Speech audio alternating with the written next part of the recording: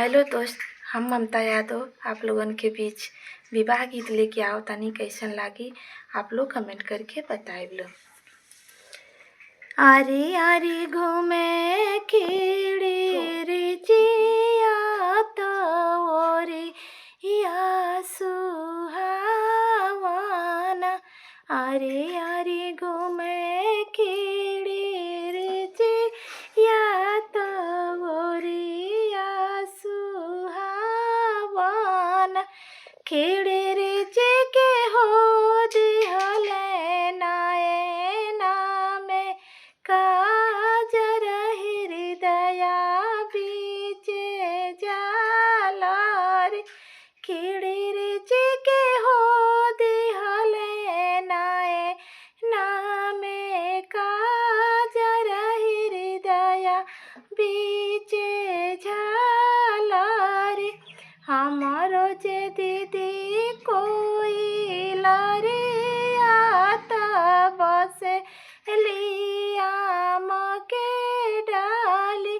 आरे उहे दिहली नाए नामे काजर हृदया बीचे झालार। आरे उहे दिहली नाए नामे काजर हृदया बीचे झालार। अरे अरे घुमेले कवना दुलहे मड़वा सुहावाना।